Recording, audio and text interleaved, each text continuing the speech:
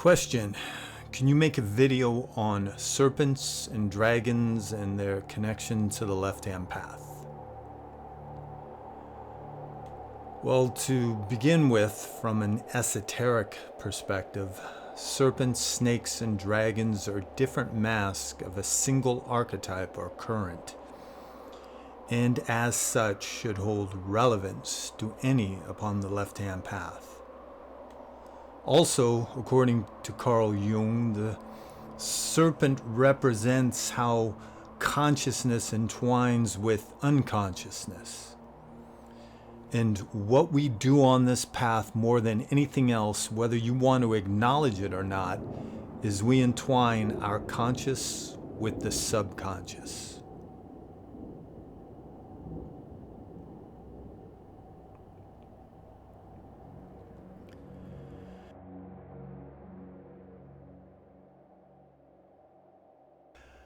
The ambiguous duality of the serpent can be found in the fact that it not only represents holistic powers, but also the evil adversary.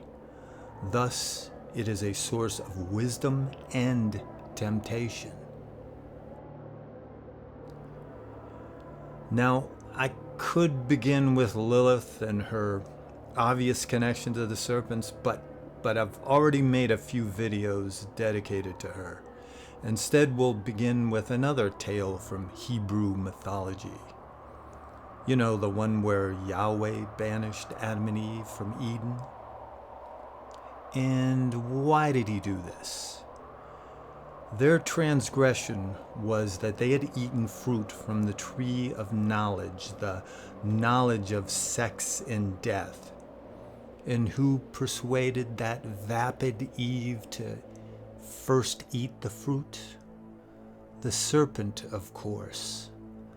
Thus Yahweh cursed the serpent for its role, saying, "You will crawl on your belly and you will eat dust all the days of your life."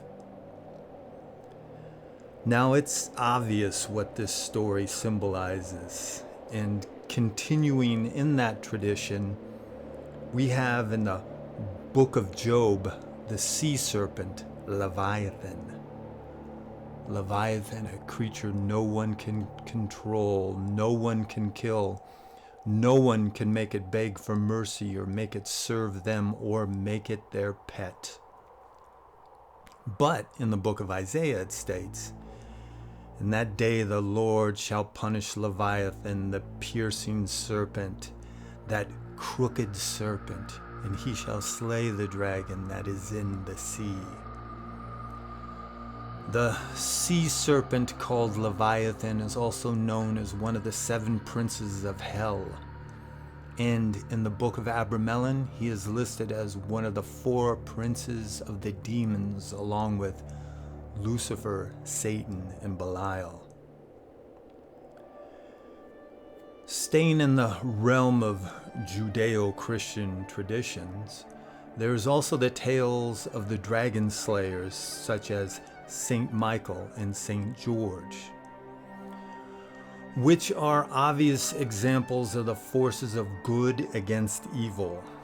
But was this evil simply ambiguous, or was there more to it? Did the serpent represent a certain kind of person or belief?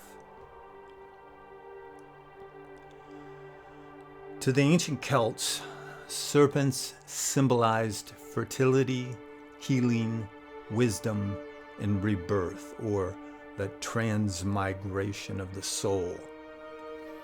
This is reflected in the shedding of the snake's skin to reveal the new flesh underneath.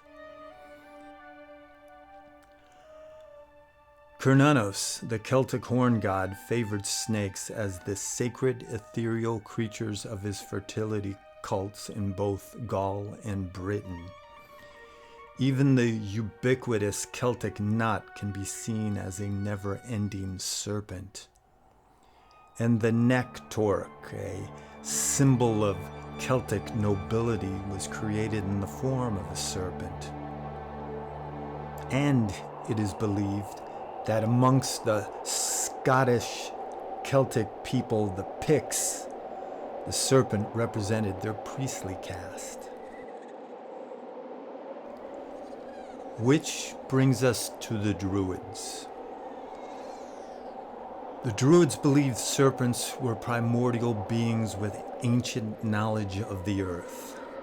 This wisdom was obtained when the snakes visited the subterranean realms of the ancestral spirits during their winter hibernation. And the return of the snakes in spring foretold a blessed connection between the Celts and the gods of the Underworld. According to the Roman historian Pliny the Elder, the Druids believed that serpents had healing powers, as did a type of stone called a serpent's egg. The serpent's egg, which was worn in a pendant around the neck, was said to be a crystal produced by the foam of a number of serpents meeting in congress. And it is written that the Druid, in the threefold wisdom of the medieval Welsh triad, stated, "I am a serpent." Now, the power of the Druids was greatly diminished by the spread of Christianity throughout Western Europe, which some say is symbolized by the tale of St. Patrick banishing the snakes out of Ireland. St. Patrick scattered the serpents, driving them into the sea. Now, he didn't completely destroy Celtic Druidism in Ireland, for the old ways continued after his death. It was more propaganda than anything else, because it takes more than that to vanquish the power of the eternal natural law, the old ways. But this motif of the hero defeating the serpent doesn't end there. In Norse mythology, there's Thor taking on Jormungand, the powerful sea serpent whose body encircled all of Midgard, or the mortal realm.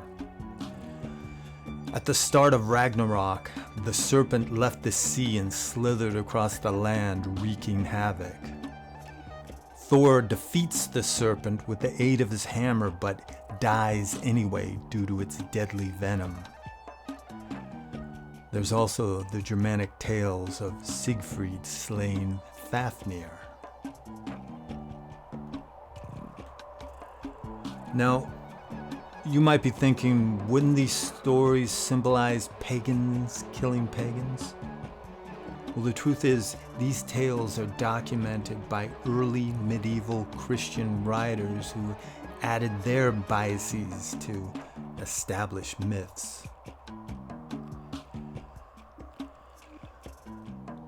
And as we continue to delve into the symbology of the serpent, we can't forget the Ouroboros.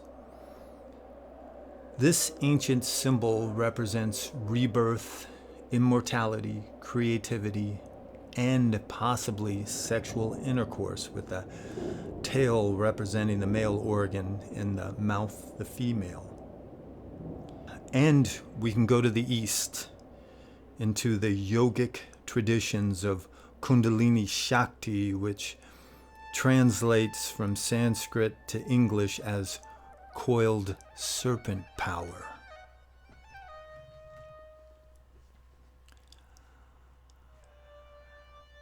Now, if you haven't already realized it, the conclusion is this, my friends who walk the left-hand path. We are the serpents, for we dare to go down into the depths of the underworld of the subconscious to bring back knowledge of the adversary, of temptation, of sex and death, and of renewal and rebirth. That knowledge that was suppressed by the slayers of the dragons, those dragons thought dead, but only sleeping. Until next time.